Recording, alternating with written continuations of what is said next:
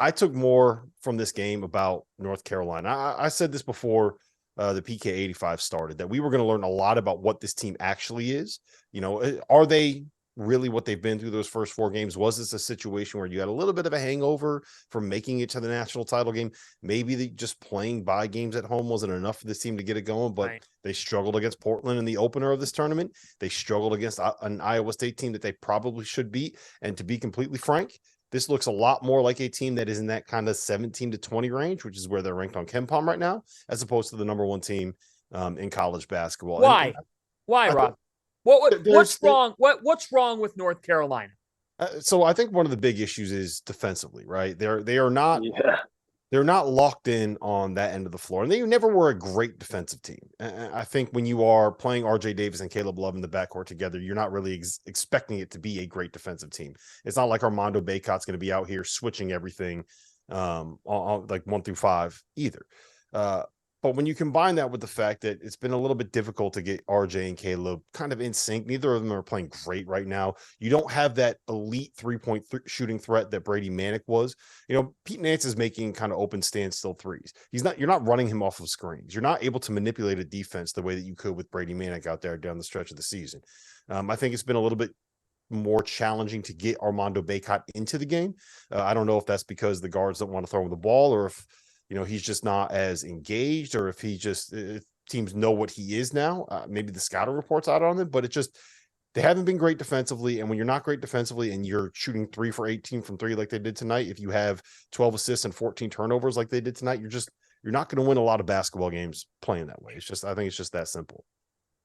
Yeah, I think the turnovers is the biggest thing too, right? I mean, coming off again what they did last year, and like Rob said, maybe is there a little hangover going on? I think again it's back to those expectations, but to only have 12 assists and 14 turnovers, I think that in the perimeter shooting, like Rob just mentioned, I think that's a huge key. But even going back to what he said earlier too about the defense, giving up over 70 a game right now, okay, and it's hard to win basketball games when you're giving up that many points.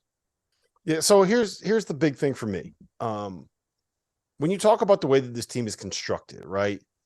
They're going to get to the offensive glass. They're going to have some chances on second chance points. That's kind of what North Carolina's been known for.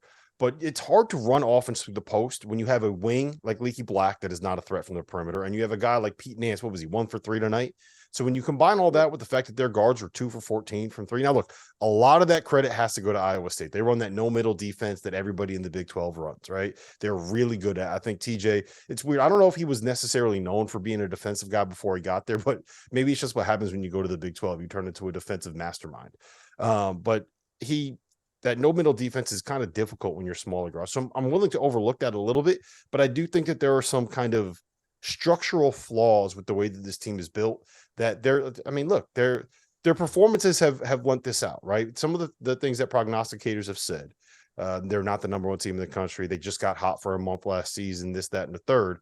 It's kind of playing out. It's kind of playing true. They remind me a little bit of not just UCLA last year, but do you guys remember the 2015 Maryland team when Robert Carter transferred into the program and they brought all those guys back?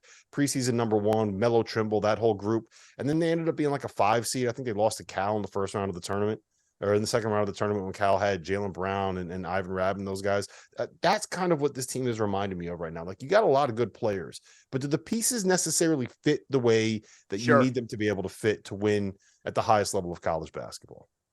And again, I'm not trying to, reiterate this, but night in and night out, you got that number 1 sitting next to your name. The expectations are placed on you. You're getting everyone's best shot, right? Not only are you Carolina, but you're number 1 in the country, Carolina. So you're getting everyone's best shot. And that's a hard thing to deal with. I remember even going back to 06 and 07 in Florida. In 06, there was 0 expectations on that national championship team. Right, started off the season 17-0. I think we were 10-6 in the SEC, and then went on an unbelievable run in the NCAA tournament. And then everybody came back, and what you're dealing with in that next season with that number 1 sitting next to your name, that's a lot to deal with.